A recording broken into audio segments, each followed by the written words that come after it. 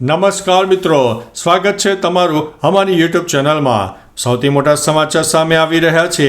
Ahmedabad plane crash દુર્ઘટનાની નિષ્પક્ષ તપાસની માંગ। અમદાવાદ પ્લેન ક્રેશ દુર્ઘટનાને લઈને પાયલટ એસોસિએશન ALPA નિષ્પક્ષ તપાસની માંગ કરી છે। ALPA કહ્યું છે કે AAIBનો રિપોર્ટ પાયલટને જવાબદાર ઠેરવે છે, જે યોગ્ય નથી। વિમાન દુર્ઘટના પાયલટની ભૂલને કારણે થઈ નથી। દુર્ઘટનાની નિષ્પક્ષ અને તથ્ય આધારિત તપાસ થવી જોઈએ અને તપાસમાં ALPAના પ્રતિનિધિને પર્યવેક્ષક બનાવવા જોઈએ। મિત્રો, અન્ય મહત્વના સમાચારની વાત કરીએ તો લખનઉ બન્યું દેશનું સૌથી સ્વચ્છ શહેર। સ્વચ્છ સર્વેક્ષણ 2024ની યાદી બહાર પાડવામાં આવી, જેમાં લખનઉએ 41 પોઈન્ટનો નોંધપાત્ર ઉછાળો નોંધાવીને ત્રીજું સ્થાન મેળવ્યું છે અને તેને દેશનું ત્રીજું સૌથી સ્વચ્છ શહેર જાહેર કરાયું છે।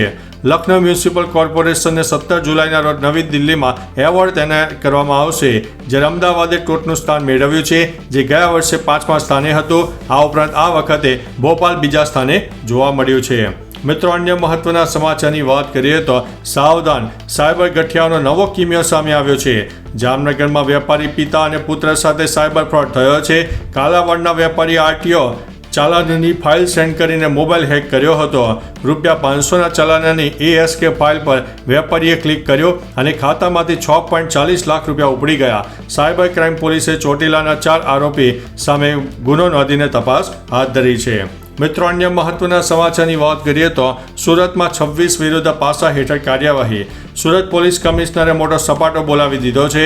તહેવારોમાં શાંતિ જળવાય તે માટે એક દિવસમાં 26 આરોપીઓની પાસા હેઠળ તેમને ગુજરાતની અલગ અલગ જેલોમાં મોકલી દેવામાં આવ્યા છે। ખંડણી, છેતરપિંડી, મારામારીના ગુના, વ્યાજખોરી, મોબાઈલ સ્નેનિંગના આરોપીઓ સામે કાર્યવાહી કરવામાં આવી છે। સુરત શહેર પોલીસ કમિશનર અનુપમસિંહ ગહેલોતે મોટા નિર્ણય કરતા શહેરીજનોમાં ખુશીનો માહોલ છે। મિત્રો, અન્ય મહત્વના સમાચારની વાત કરીએ તો જૂનાગઢનો વિલિંગડન ડેમ ઓવરફ્લો થયો છે। જૂનાગઢ જિલ્લામાં ભારે વરસાદ નોંધાયો છે, જે કારણે જળાશયોમાં નવા નીરની આવક થઈ છે। આવામાં ઘણા નદી નાળા છલકાઈ ગયા છે। ભારે વરસાદને કારણે ઉપરવાસમાંથી વિલિંગડન ડેમમાં પાણીની આવક થઈ છે, જે કારણે વિલિંગડન ડેમ ઓવરફ્લો થયો છે। આ સાથે ભારે વરસાદના કારણે ગિરનારના જંગલમાં વહેતા દ્રશ્યો પણ સામે આવ્યા છે। મિત્રો, અન્ય મહત્વના સમાચારની વાત કરીએ તો 121 તાલુકામાં વરસાદ સૌથી વધુ ક્યાં થયો? છેલ્લા 24 કલાક દરમિયાન રાજ્યના 121 તાલુકામાં વરસાદ નોંધાયો, જેમાં સૌથી વધુ બનાસકાંઠાના દાંતીવાડામાં 6.3 ઇંચ વરસાદ નોંધાયો, જે બાદ બનાસકાંઠાના ડીસામાં 3.7 ઇંચ વરસાદ ખાબકી ગયો। આ ઉપરાંત ભાવનગરના ઉમરાળામાં 2.95 ઇંચ વરસાદ નોંધાયો અને 8 તાલુકામાં 2 ઇંચથી વધુ વરસાદ તો 22 તાલુકામાં 1 ઇંચ જેટલો વરસાદ જોવા મળ્યો છે। મિત્રો, અન્ય મહત્વના સમાચારની વાત કરીએ તો યુવાનોને પગાર ઉપરાંત મળશે 15,000 રૂપિયા। ભારત સરકાર 1 ઓગસ્ટ 2025થી રોજગાર સાથે જોડાયેલ પ્રોત્સાહન એટલે કે ELI યોજના શરૂ કરી રહી છે। આ યોજના દેશના તે યુવાનો માટે છે જેઓ પહેલીવાર નોકરીમાં જોડાશે। આ કર્મચારીઓને પગાર ઉપરાંત 15,000ની પ્રોત્સાહન રકમ આપવામાં આવશે। આ રકમ 2 હપ્તામાં આપવામાં આવશે। પ્રથમ હપ્તો 6 મહિનાની નોકરી પછી અને બીજો 12 મહિનાની નોકરી પછી મળશે, જો કર્મચારી ફરજિયાત નાણાકીય સાક્ષરતા અભ્યાસક્રમ પૂરો કરે છે તો।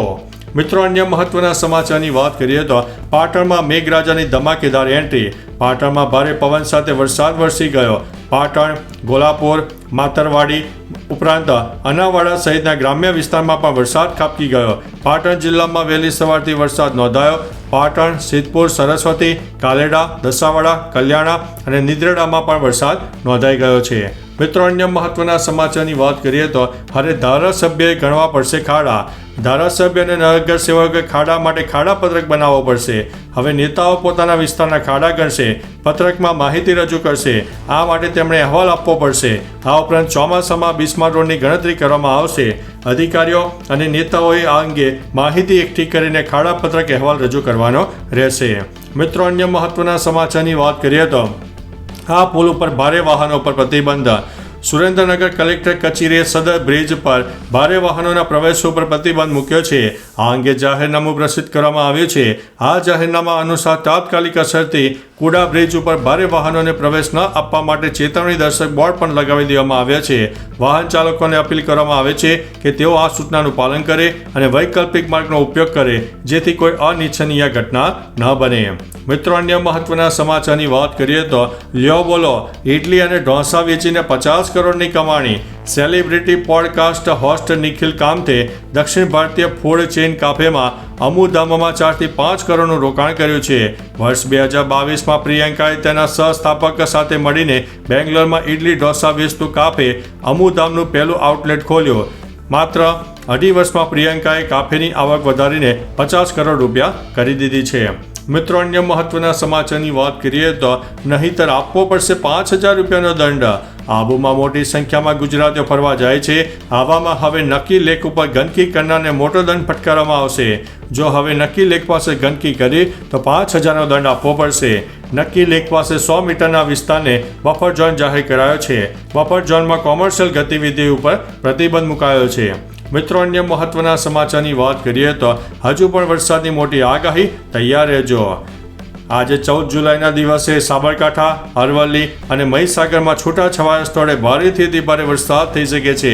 અહીં વરસાદનું ઓરેન્જ એલર્ટ જાહેર કરાયું છે. બનાસકાંઠા, મહેસાણા, પંચમહાલ, દાહોદ, અમરેલી, ભાવનગર, નવસારી, વલસાડ, દમણ અને દાદરાનગર હવેલીમાં વરસાદનું યલો એલર્ટ આપી દેવામાં આવ્યું છે. મિત્રો, અન્ય મહત્વના સમાચારની વાત કરીએ તો બનાસકાંઠામાં જળબંબાકાર, જુઓ ડ્રોન દ્રશ્યો. બનાસકાંઠામાં છેલ્લા ઘણા સમયથી ભારે વરસાદ જોવા મળ્યો, જે કારણે જિલ્લામાં ઘણા ગામો અને શહેરી વિસ્તારમાં પાણી ભરાયેલા જોવા મળ્યા. આવામાં ખેતરોમાં પણ પાણી ભરાઈ ગયા હોવાના દ્રશ્યો પણ સામે આવ્યા હતા.